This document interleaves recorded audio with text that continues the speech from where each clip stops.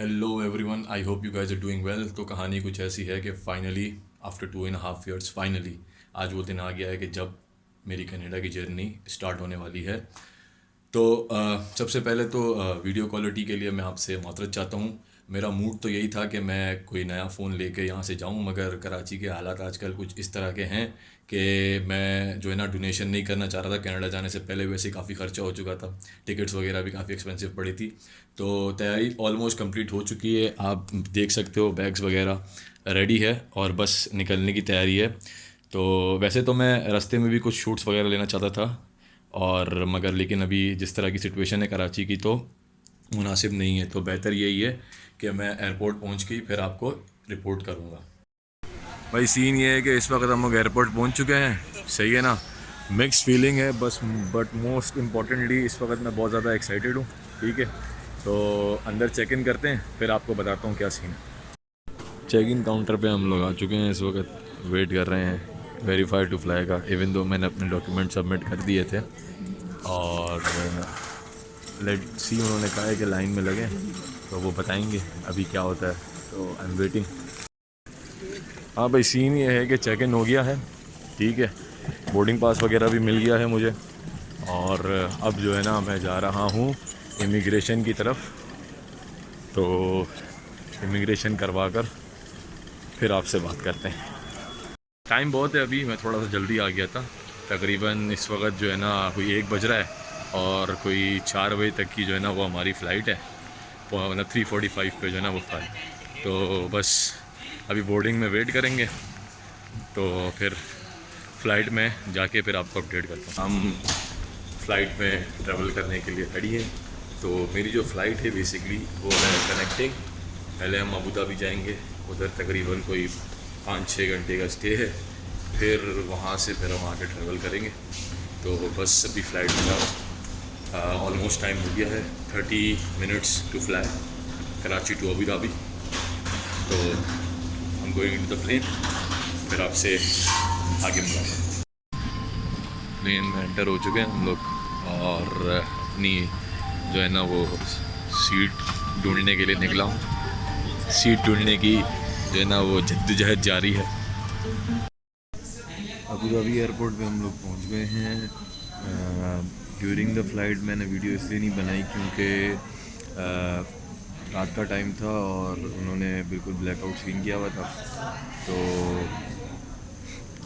अगर सर्विस की बात करें तो ओवरऑल बस ओके सर्विस थी, और खाना मुझे तो कोई ख़ास नहीं लगा क्योंकि उन्होंने चिकन रोल टाइप का दिया हुआ था, और इसके अलावा एक बन था, उसके अंदर कुछ फिलिंग्स वगैरह थी, और मीठे में 2 मिठाइयाँ थी। फिर मैं जहाँ पहले बैठा हुआ था तो वहाँ पर एक कपल आया, उन्होंने ऐसे कहा कि जो है ना हमें अगर आप हमारी सीट पे चले जाओ और रिप्लेस कर जाओ क्योंकि हम साथ में। तो मैंने कहा कि ठीक है, मसला नहीं है। मैं फिर जाकर उनकी सीट पे बैठ गया। उनके पास अलग अलग सीट्स थी, तो मैं उनकी सीट पे बैठ गया। प्रॉब्लम तो खैर कुछ ख़ास नहीं थी, बस ये था कि जहाँ पे मैं वहाँ शिफ्ट हुआ था वहाँ कोई बच्चा जो है ना वो रो के चुप नहीं हो रहा था, और कंटिन्यूस रोए जा रहा था, और पेरेंट्स भी जो है ना माशाल्लाह से कुछ ख़ास तवज्जो नहीं दे रहे थे।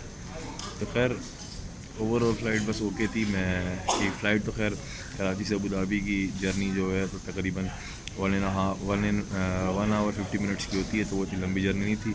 लेकिन मैं उम्मीद करता हूँ कि जो अबू धाबी से टोरंटो की जो जर्नी है वो आई होप के थोड़ी सी बेहतर हो और इस तरह की जर्नी ना हो। तकरीबन 10:30 बज चुके हैं, और मैं बोर्डिंग कर चुका हूँ अबू धाबी से टोरंटो की फ़्लाइट के लिए।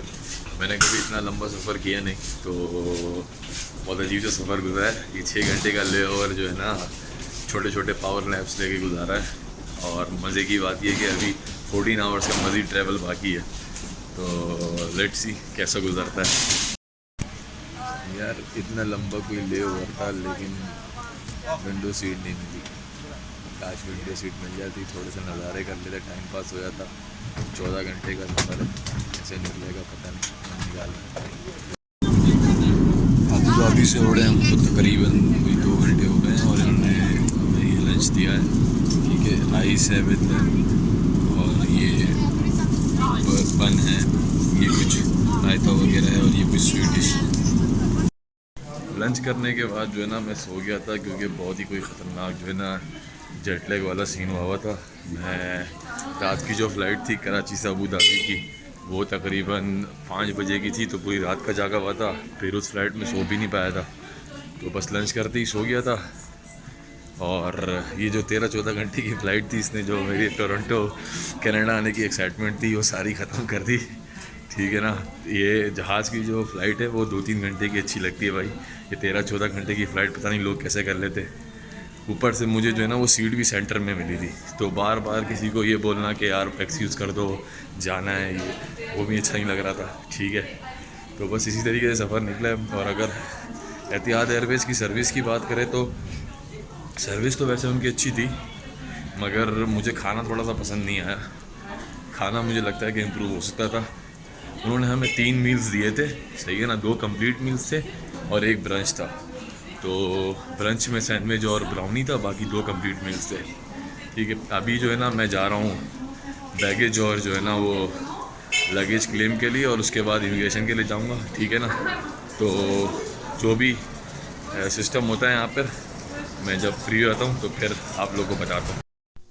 इमिग्रेशन से मैं फ़्री हो गया हूँ, सही है ना। इमिग्रेशन में ज़्यादा कुछ नहीं था, बस पहले जो है ना एक डिक्लेरेशन फॉर्म आपको साइन करना था, ठीक है।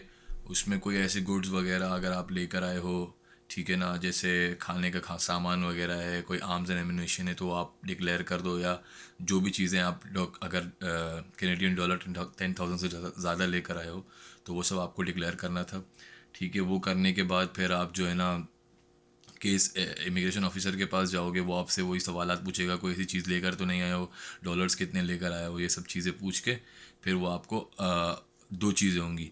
या तो आपका रैंडमली कोविड टेस्ट होगा, या तो फिर आपके पासपोर्ट पे वो ग्रीन स्टिकर लगाएगा। ग्रीन स्टिकर का मतलब है कि you are clear to go, और आप फिर जो है ना इमिग्रेशन की लाइन में लग जाओगे।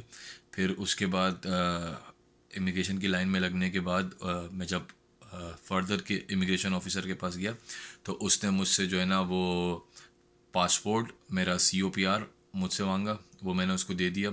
उसने साइन किया, उसने मुझसे जो है ना एक कॉपी अपने पास रखी, एक कॉपी मुझे दे दी। उसने एड्रेस मुझसे पूछा, मैंने उसको एड्रेस बताया जिसके ऊपर मेरा जो है ना वो PR कार्ड जो है ना वो मेरा ईमेल होगा।